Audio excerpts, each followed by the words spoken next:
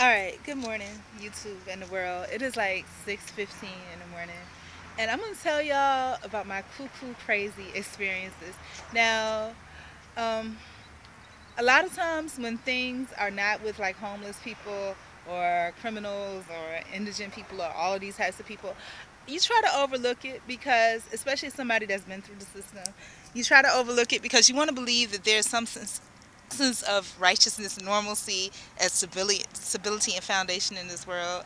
Truth is, there isn't. The same cuckoo crazy people that are in these institutions and facilities and programs, all these different types of people, are the same people in the normal world. Now, like I said, you try to ignore it when you see it in the normal world because you're hoping that there's something um, decent to aspire to or to believe in. So let me tell you about my experience this morning. So, I was at the bus stop and a guy came to the bus stop and he stood off to the side and I'm starting to learn that's the best thing to do. You just avoid all the craziness. So anyhow, everything was normal. Got on the bus. All of a sudden, I noticed there was a guy actually that walked across the street, had on a uniform, and he almost got hit. And I was thinking, okay, not a problem. He'll be all right.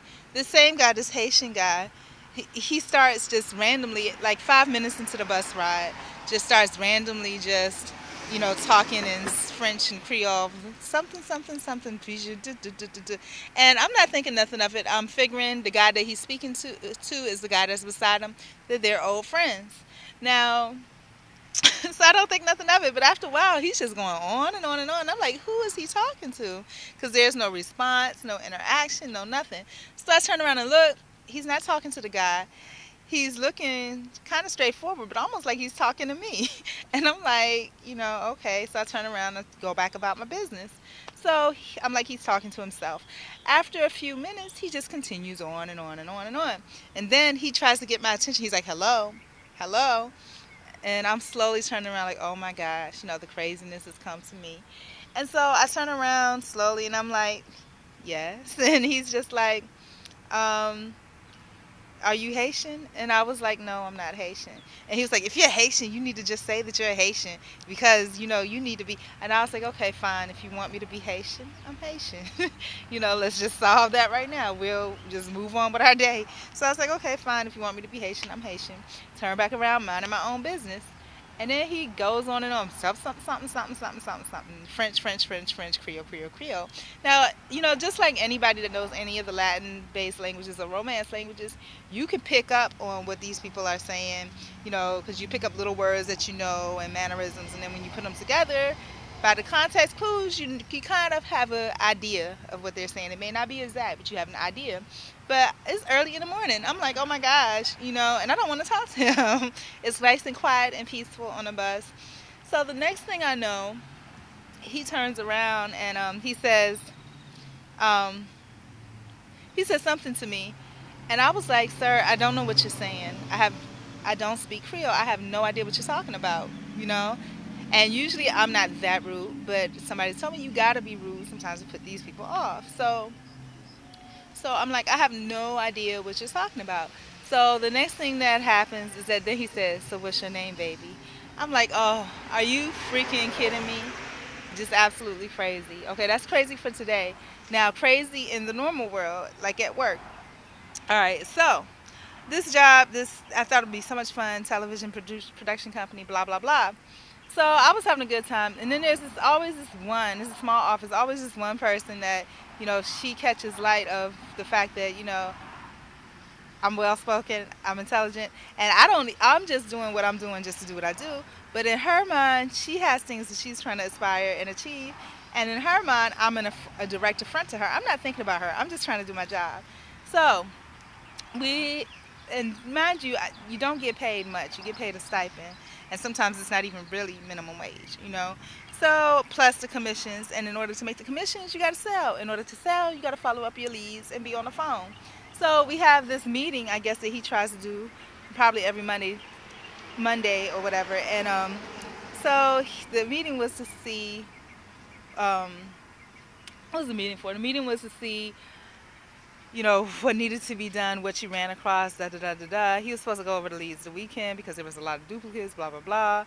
He did not, and then I had to sit after, and the other people that came to work, They spent the whole hour before the meeting doing nothing. I made calls. I organized my notes, organized this, that, and the other. So we go to this meeting. He takes the leads, to sort through them right then. He disorganizes my notes and give them back to me. And then on top of that, it's just the thing about when you're dealing with crazy people in the real world, it's just like it just knows no bounds. At least in the streets, there is a bound to it. There's a limit. There's no bounds because you're not expecting it, so it sidewinds you. So not only does he not come in on the weekend like he says he was to, take the 10 minutes it takes to go through the notes, he disorganizes all the stuff I took the time to organize in the morning, had callbacks that was set up. Because we're in this quote unquote meeting, we can't go to the callbacks. And the meeting is about, things that we can do to help improve. He wants everybody's input. So I put my input. I had only been there 2 days. I had already started. I'm taking the time to blog because I'm waiting for the place to open. Not this place, but another place. But so I only had 10 minutes, but it's just amazing to me. So anyhow, the meeting was supposed to be about things we could do to improve the system. And I'm like, I already had that in place. I had my spreadsheet set up, this, that, and that, and everything, managing my own leads. They had something that they called the quote-unquote Dropbox. And basically the IT department is a big joke. They're because the owner doesn't know much about computers, they're getting over on him. They call it a Dropbox. It's just an Excel spreadsheet. You know what I'm saying? The same thing that I had. So I asked him, I said, is there anything special about this Dropbox? Because I looked at it, it looks like just a spreadsheet to me. And the girl that was affronting me, she was just so into this Dropbox. It's a spreadsheet. I'm just like, these people are idiots. so it's just like the emperor's new clothes. They pulled the wool over these people's eyes. And the bad thing about it is that I would have blogged earlier, but I was like, with so much craziness around, the last thing I needed to do was to be like talking to a camera somewhere, and attract more crazies. So I'm just like, wow. And then on top of that, she argues about, I told y'all 6 times, such and such and such. And I was like, this is the first time I ever heard anything. And obviously, if this person had to tell somebody 6 times to do whatever, they're not listening to her. She needs to find another job, or she needs to change her approach, because they are not paying her any mind. And I'm just like, and then the quote-unquote Dropbox they had was for 2014. All the old leads I had was from 2013. It was just a big old mess, It was like Dilbert, I should have said something, but I didn't. And then they were fussing and arguing about, well, if nobody knows about this, then what was the purpose of the sales training? And it was just like, I was like, nothing.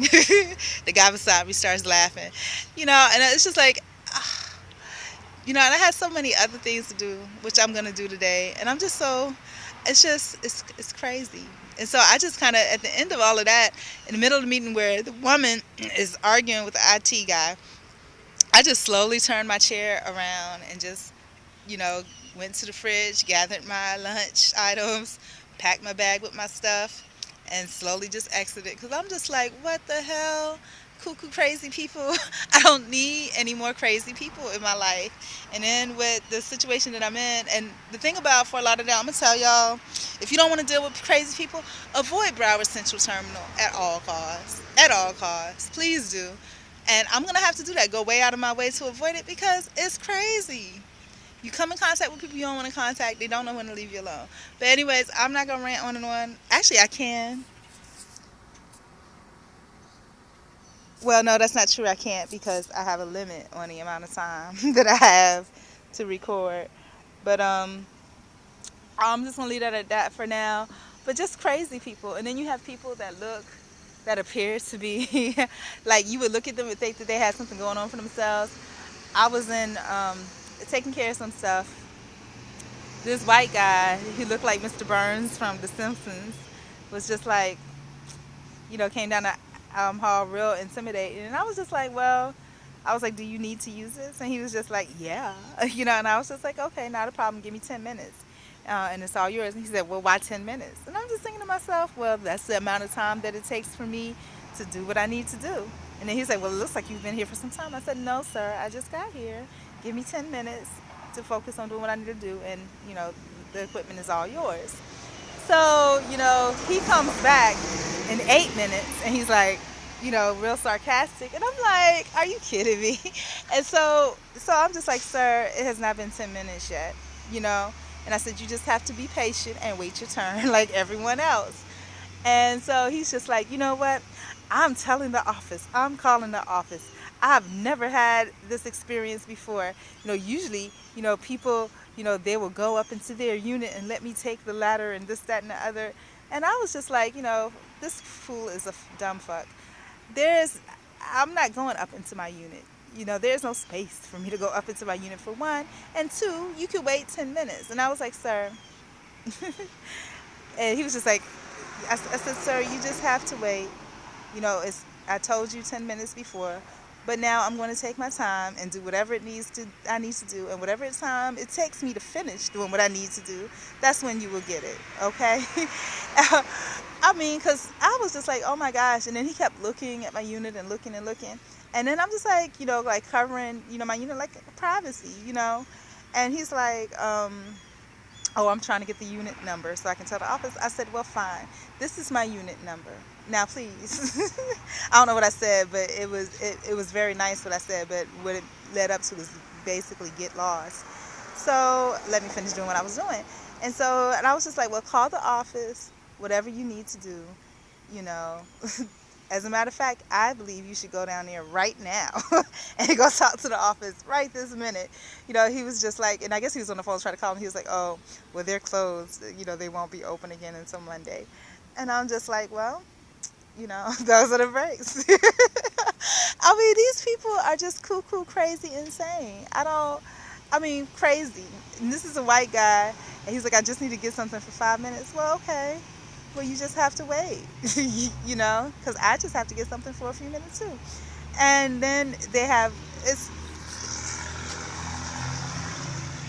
okay, that time I only got like 5 minutes. Then there's another portion where this couple brings this huge dog, I swear to God, it's like 3.5 feet, into this facility that's not meant for that. And I'm like, oh my gosh, the dog is pooping and peeing everywhere. And the guy says he's law enforcement. He's peeking into people's private areas. The dog is sniffing people's stuff. And I'm just like, this is a facility, for these types of services. That dog does not belong here. I'm like, don't you have a home that you can leave that dog at while you're here? Because that's a liability. I mean, I came around the corner. I didn't know the dog was there. The dog started running and jumping towards me. If the guy hadn't turned around in that split second, I would have been goners. And, okay, still got 30 minutes to go. I would have been a goner. And, 5 minutes here. If the dog, but he turned around just in the right moment, whether the dog is playing or being rough or whatever. And he was playful, but the dog was so damn big. And he's telling me that it's a canine unit dog or whatever. And, whether the dog was playful when he's coming to you or not, if it's a canine unit dog, I put my best on the fact that they're trained to attack black people, I'm half joking on that one, but it's just like, oh my gosh. And if you're law enforcement, you're breaking and entering other people's areas, you're invading folks' privacy. The dog wasn't looking for anything, he was just sniffing. But I'm just like, those are my bags, so I'm way on the other side, and he's got this. There's no reason. But anyways, it's so much cuckoo craziness, and I just didn't want to feed into that. But there's good news, and I'll record that later. I only got 4 minutes left.